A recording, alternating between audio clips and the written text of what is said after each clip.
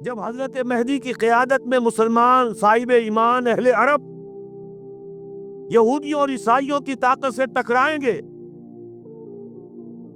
تو ان کی مدد کے لیے دو جانب سے اللہ تعالیٰ کچھ بھیجیں گے مدد.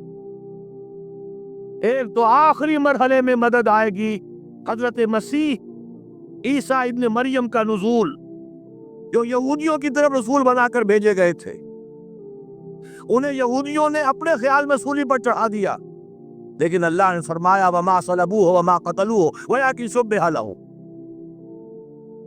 بل رفعہ اللہ الیہ. اللہ تو اپنی طرف اٹھا کر لے گیا.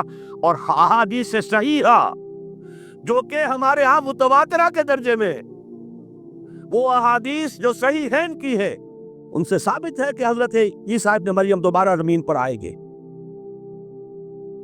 اور یہودیوں کا سب سے بڑا سرغنہ جو خود مسیح ہونے ہی کا دعویٰ کر رہا ہوگا، مسیح الدجال، اسے حضرت مسیح قتل کرے گی. لیکن ایک دوسری حدیث سے معلوم ہوتا ہے کہ مشرق سے فوجیں آئیں گی حضرت مہدی کی مدد کے لیے. یخرجون ناس من المشرق یؤتون للمہدی یعنی سلطانہ. مشرق کی طرف سے فوجیں آئیں گی کہ جو مہدی کی حکومت کو مستحکم کرے گی. اور آسان کا لفظ آتا ہے ایک دوسری حدیث میں، اور آسان سے عالم چلیں گے، انہیں کوئی نہیں روک سکے گا یہاں تک کہ وہ یروشلم میں جا کر دفن ہو جائیں گے. اور حضور کے زمانے میں اچھی طرح سمجھ لیجئے،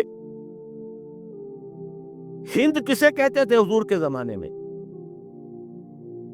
پاکستان ہند میں شامل نہیں تھا. سندھ و ہند، سندھ ایک مکمل ملک تھا، ہند اس کے بعد شروع ہوتا تھا. یہ راجپوتانے کا اور تھر کا ڈیزرٹ جو ہے، اس سے آگے جو ہندوستان ہے وہ ہند تھا. یہ جو ہمارا پاکستان ہے یہ ہمیشہ ہند میں شامل نہیں رہا. حضور کے زمانے میں بالخصوص سندھ و ہند، دریائے سندھ چلا آ رہا ہے.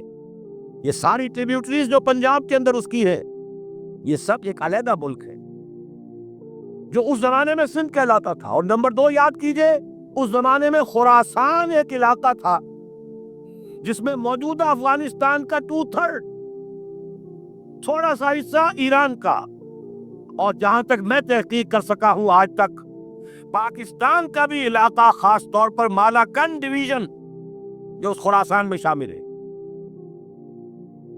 خراسان سے عالم چلیں گے جو جا کر یروشلم میں نصب ہوں گے. یہاں بھی ایک نقطہ نوٹ کر لیجئے، پہلے بھی یروشلم ہم سے چھینا تھا. کس نے چھینا تھا؟ عیسائیوں نے، کروسیڈرز. واپس کون لیا؟ کس نے لیا؟ عربوں میں دم نہیں تھا، عرب عیاشیوں کی وجہ سے کھوکھلے ہو چکے تھے. واپس لینے والا صلاح الدین ایوبی، کرد خون. اب دوبارہ یروشلم لیا جا چکا. چھینا کن سے گیا؟ عربوں سے. عرب واپس لے سکتے ہیں؟ کوئی اندیشہ اگر ہو سکتا تھا عراق کے بارے میں کہ شاید اس کے ایٹمک دانت نکل آئے، جو سازش کی گئی، جس طرح اس احمق اور پاگل صدام حسین کو دام میں پھنسایا گیا. 7 دام، 100 جال، دام کہتے ہیں جال کو، 100 دام اس میں جو پھنسا ہے، تو اگلا پچھلا کھایا پیا سب پگلوا لیا. اور ہے ہی کون؟ اس کے پاس ایٹمک ہتھیاروں کا ذخیرہ موجود ہے، اور کسی کے وہ ایٹمک دانت بھی نکلنے نہیں دے رہے. پاکستان کے اوپر کتنا دباؤ، اور ہمیں نہیں پتا کتنا کچھ دباؤ قبول کیا جا چکا. یہ تو سبھی مانتے ہیں. کیپ کر دیا گیا، روک دیا گیا، آگے تو نہیں بڑھ رہا، یہ تو سبھی مانتے ہیں. رول بیک بھی ہو گیا یا نہیں کچھ پتا نہیں، لیکن کسی صورت یہ نہیں تسلیم کریں گے، قبول کریں گے کہ کسی مسلمان ملک کے پاس ایٹم بم آ جائے. یہودیوں کے پاس ذخیرہ موجود، سب جانتے ہیں. بہرحال یہ جان لیجئے اس علاقے سے امید ہوتی ہے سندھ اور خراسان. حالات بہت خراب ہیں ہمارے، اور حالات بہت خراب ہیں افغانستان کے بھی، لیکن حالات کے بدلتے اللہ تعالیٰ کی مشیت کے تحت دیر نہیں لگا کرتے. سیرت نبوی میں مجھے نظر آتا ہے سن 10 میں 10 نبوی ہجرت سے 3 سال پہلے، 2.5 سال پہلے، کہیں سے کوئی امید کی کرن نظر نہیں آتی تھی کہ عرب میں اسلامی حکومت قائم ہو جائے گی. 10 برس ہو چکے محمد رسول اللہ کو دعوت دیتے ہوئے، اور ابھی تک بمشکل 125 آدمی ہے. اپنے بل پر، اپنے طاقت پر مکے میں رہ بھی نہیں سکتے. کیسے ہو جائے گا؟ کہاں سے ہو جائے گا؟ میں آج پوچھتا ہوں، کوئی سر بتائے. کہیں سے کوئی امید کی کرن اس وقت نظر آتی ہے؟ اس ماحول میں لے جائیے. اگلے 3 سال میں کیا ہو گیا؟ پہلے سال 6، اگلے سال 12، اس سے اگلے سال 72، اور بیعت عقبہ ثانیہ ہجرت، اور وہاں سے اب حضور کی طرف سے انیشیٹ شروع ہو گیا، انیشیٹو. تو ہم نہیں کہہ سکتے اللہ تعالیٰ کی قدرت، اللہ کی مشیت. یہ یقین ہے کہ دنیا کے خاتمے سے پہلے نظام خلافت قائم ہوگا، اور تمام دنیا میں ہوگا. ظاہر ہے کہیں پہلے کسی ایک جگہ سے ہوگا، جیسے حضور کے زمانے میں ہوا. اگر بیک وقت پوری دنیا میں ہو سکتا تو حضور کے دست مبارک سے ہوتا.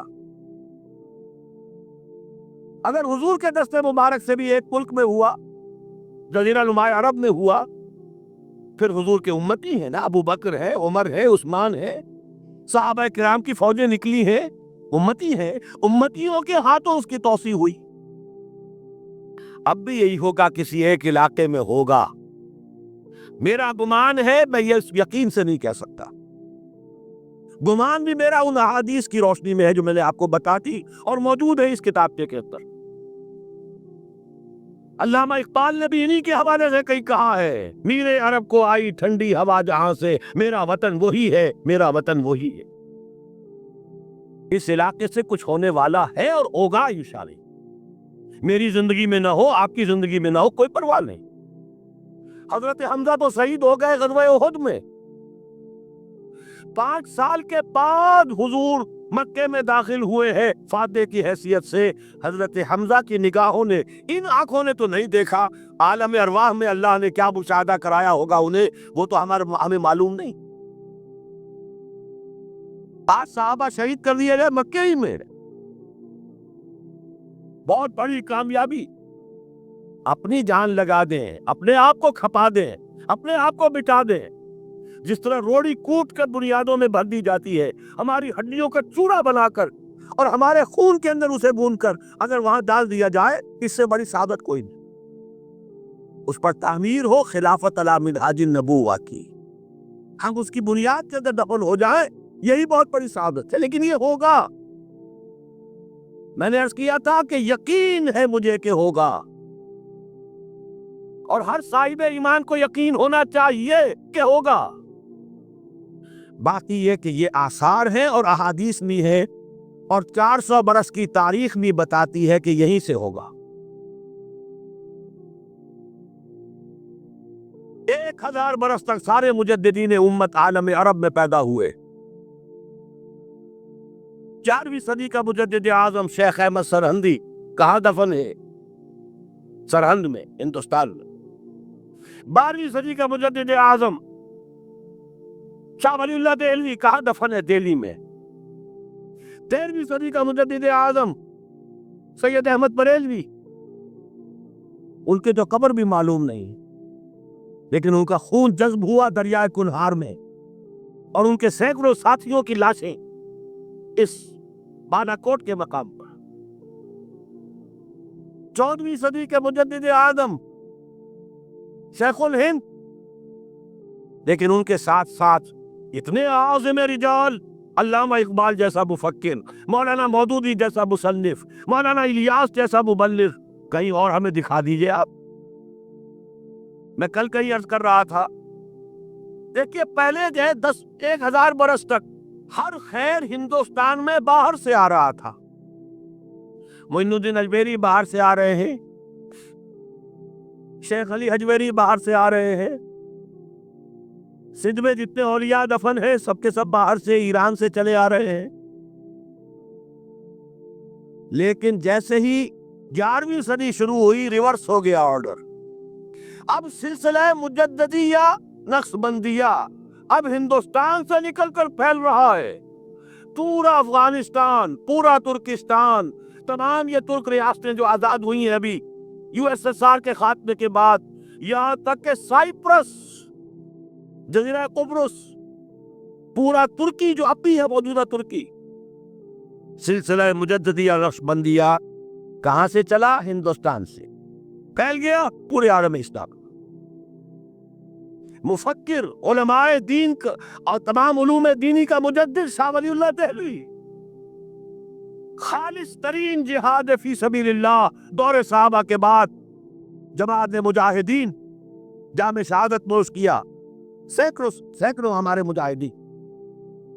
پھر 14ویں صدی میں اقبال جیسا مفکر، مودودی جیسا، دوبارہ دوہرا رہا ہوں، مصنف، مولانا الیاس جیسا مبلغ، مجھے تو کہیں نظر نہیں آتا۔ تمام مسلمان ممالک آزاد ہوئے، کہیں اسلام کا نام نہیں لگا، نہ سیوکارنوں نے نعرہ لگایا، نہ کہیں کسی اور نے نعرہ لگایا۔ عربوں نے بھی عرب نیشنلزم کا نعرہ لگایا، اسلام کا نعرہ نہیں۔ تحریک پاکستان میں نعرہ لگا، پاکستان کا مطلب کیا؟ لا الہ الا اللہ۔